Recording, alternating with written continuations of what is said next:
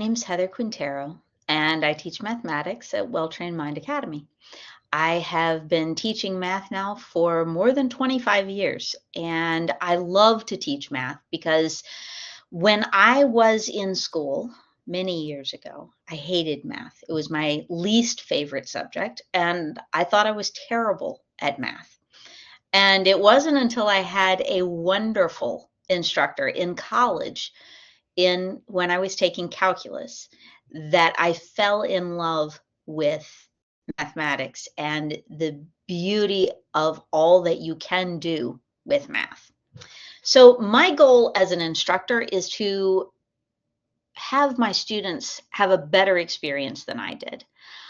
Everyone, even if they are intimidated by math or really think they're not good at it, they probably are just not experiencing math in the best way for them. And so my goal as an instructor is to help students to see their own potential in mathematics and to take their skills and see their abilities as something that can be strengthened. One of the key tenets of my classroom is that getting a wrong answer just means that you don't have the correct answer yet. And we keep working through those. I love when my students give me a variety of answers on a problem instead of everybody giving me the right answer all at once, because it provides us with this opportunity to go through and look for where misunderstandings are happening. And it's only through making those mistakes that your brain really does learn how to approach a problem and how to persevere through getting a incorrect answer at first. You learn to go back, take a look again, try the problem again, and see if you can identify where you are making your error. Are you dropping a negative sign? Are you combining positive and negative numbers the wrong way? Are you forgetting your order of operations? All of these can be things that can lead to a wrong answer. But what I want students to understand is that mathematics is a process. It's not something where we just want to get the right answer and be done with it. That's not how the world works. Our world is built for problem solvers, and that's what I want my students to become through this course, any course that you take with me, whether it's algebra, geometry, number theory, whatever that might be. All of us can learn to be problem solvers, and all of us can learn to see ourselves as capable of solving life's hard problems. All right, so today we are going to look at using quadratic equations to solve problems. Now, normally in my class, we would have some active chat going on that you would see over on the side of your screen, and we would have students volunteering answers. Because we don't have any of those today, you're going to just have to imagine them. But I do like my classes to be very active, and I also provide guided notes so that you have an idea of the type of notes that I am looking for. Some of those are fill in the blank or give you space to answer the problems on your own. All right, let's take a look at using quadratic equations to solve problems. So at this point, we have learned how to solve quadratic equations kind of on their own. You know, we haven't really applied that yet to real life situations. And I know a lot of you always ask, well, how will we ever use this in real life? And the reality is that we do use them fairly often.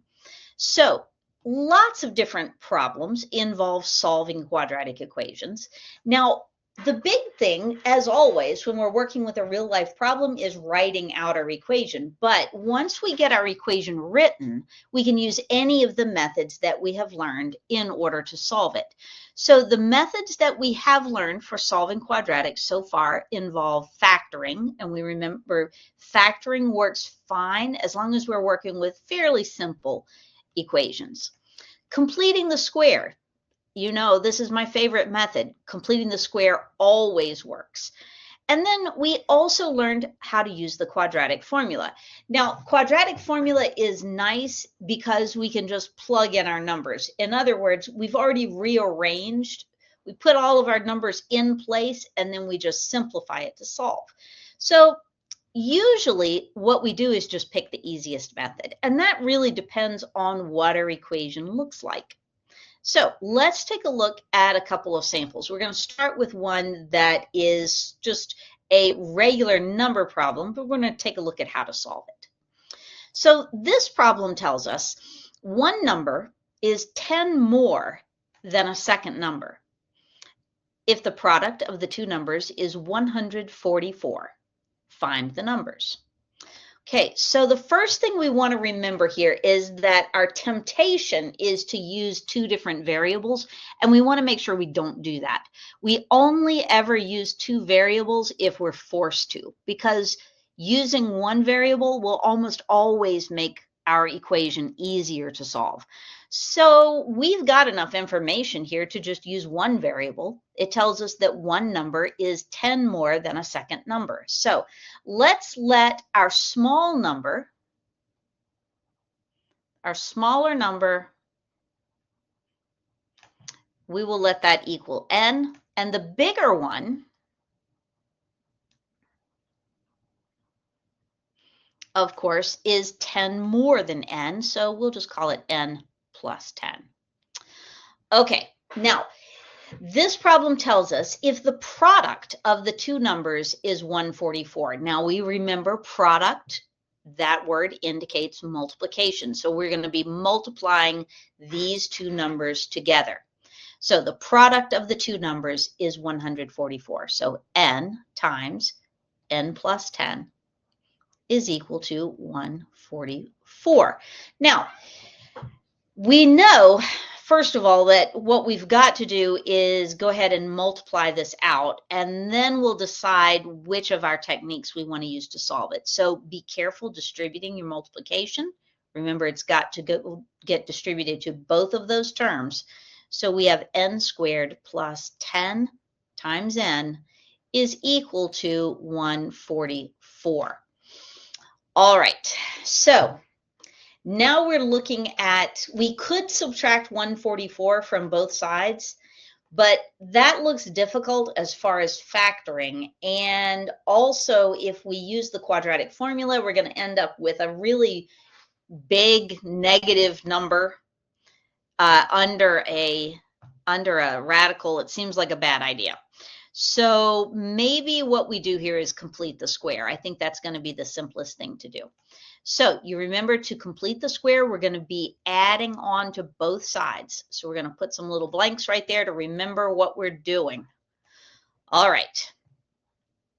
We want to force this left side to be the square of a binomial pattern. And we know that we do that by asking what got squared. So we're going to have n in our parentheses, and then we want half of the linear term. Half of 10 is 5. This is going to be squared. Now, we're going to take that 5, we're going to square it, and we're going to add it to both sides. Let's see here. Let's use a different color so we remember what we did. So we're going to be adding 25 here, and we're going to add 25 on this side as well. All right. So from here, let's figure out what our right side is doing. 144 plus 25 is 169. Now that works out very well because you might not know it right off the top of your head, but 169 is a perfect square. 169 is 13 squared. So we can take the square root of both sides, n plus 5 is equal to, remember, plus or minus. We have to remember our plus or minus when we take the square root of both sides, because when we square something, it does not matter if it's positive or negative, we'll get a positive answer. All right, so here we go. We're taking the square root of this. So we have n plus 5 is equal to plus or minus 13. Now, we haven't solved it yet. We still need to figure out what's our smaller number. And what we see is that there are two options for our smaller number. So we're going to subtract 5 from both sides. And it's going to look like this. N is going to equal negative 5 plus 13, or negative 5 minus 13. That gives us two solutions. 13 and negative 5 combine to either 8, or negative 5 minus 13 is negative 18. So there are two solutions for n. Our smaller number could be 8, or it could be negative 18. Now, we've got to keep both of these in mind. So let's say that n equals 8. Okay, we'll say if n equals 8, then n plus 10 is 18. But if n equals negative 18, then n plus 10 equals negative 8. So what we see are two solutions here. And the question is, do they both work? And the answer is yes, actually they do.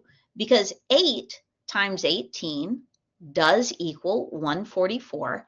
But also negative 8 times negative 18 equals 144, because those negatives are going to cancel each other out. So these are two solutions. So we have our two numbers are, I'll write it out, the numbers are 8 and 18, or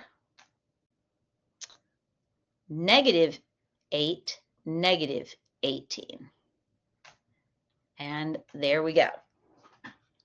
All right, let's take a look at another example here. That was sort of just a number problem, number word problem, but let's look at this problem. This is an interesting one. A tunnel through a mountain has a vertical ventilation shaft whose outside opening is 17 kilometers up the slope of the mountain from the mouth of the tunnel. So here's the mouth of the tunnel. Here's the opening of the ventilation shaft. And what we see is that it's 17 kilometers from one to the other. Now, the distance from the base of the shaft to the mouth of the tunnel is 7 kilometers more than the height of the ventilation shaft. Find the height of the shaft and the length of the tunnel. All right, this is the base of the ventilation shaft, and so the height of the shaft would be here. Okay, that is the height of the shaft. Let's call that h. And what we know here is that the distance from the base of the vent shaft to the mouth of the tunnel is 7 kilometers more than the height. So that would just be h plus 7. Now, we should notice that this involves a right triangle. We've got a right triangle base, and what we've learned recently is the Pythagorean theorem. A squared plus b squared is equal to c squared. All right, so if that's the case, then we can use this information to solve. So let's do that. Okay, we're going to rewrite this. Instead of a squared, we're going to have h squared. Instead of b squared, we're going to have h plus 7 squared. And instead of c squared, we have 7 squared. And instead of c squared, we want 17 squared. All right, so from here, let's go ahead and multiply these things out. We still have h squared plus, okay, we're going to do this part right here. So we have h plus 7 squared. That's the square of a binomial, so we would have h squared plus 14h. That's 2 times a times b. 2 times h times 7 is 14h. Okay, and then b squared, so plus 49. And that is going to equal 17 squared. So 17 squared, what is that? Let's find out. 17 squared don't necessarily know those off the top of our head. 7 times 7 is 49. 7 times 1 is 7, plus 4 is 11, and then another 17. So what we see is that this is 289. Okay, so we want to combine our like terms here. We should do that. We have 2h squared plus 14h. I'm going to go ahead and subtract 49 from both sides. I see that these both end with a 9, and so I like the idea of going ahead and doing that. So this is going to equal, let's see here, what will this equal? Minus 49, we have 240. Now, we're going to need to do a little, we're going to need to do a little work, aren't we? Can we complete the square with this leading number? That leading coefficient, we cannot. So we've got to divide everything by 2 before we can do that. All right, let's do it. So we have h squared plus 7h equals 120. All right. So at this point, what we've got is something that we can either complete the square, or we can use our quadratic formula. You know, I prefer completing the square, so I'm just going to do that. So I'm going to need to add on for both. Now, this is going to be interesting, though, because 7 is not something that's easily divisible by 2. So I'm going to have h plus 7/2 squared. I have to square that 7/2 and add it to both sides. So I'm adding 49/4 to both sides. 49/4. Now, what I need to do is go ahead and change this 120 to fourths. So that is going to be, let's see, 480 fourths. Okay, 480 plus 49 is going to be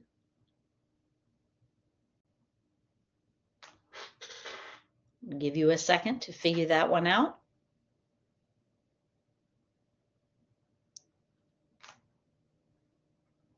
$5.29 fourths. All right, so 529 fourths. Well, we certainly would like to think that maybe that might be a perfect square. Is it? If it is, how will we know? Here's what we can check. In order to end in a 9, we have to have squared a 3 or a 7. So whatever, if this is a perfect square, it's either going to end in a 3 or a 7. And when we check, we see that 529 is actually 23 squared. So taking the square root of both sides, we're going to come right up here. Square root of both sides, we get h plus 7/2 is equal to plus or minus the square root of 529 over the square root of 4. H plus 7/2 is equal to plus or minus 23 halves. Now, we're going to subtract 7/2 from both sides. So we have h is equal to negative 7/2 plus 23 halves, or negative 7/2 minus 23 halves. Now, let's think about that for a moment here. If we have negative 7 minus 23 halves, that's going to give us negative 30 halves, which is negative 15. Can we have a negative height? No, it's an extraneous solution. Let's just get rid of that one. All right, so now we have -7/2 plus 23. This is going to be, let's see here, 23 minus 7 is 16/2, which is 8. So it looks like H is going to equal 8 kilometers. And H plus 7 is, of course, 8 plus 7, or 15 kilometers. All right, and there we go. We have found the height of the shaft. So we can say height is equal to 8, and the length is equal to 15 kilometers. And there we go.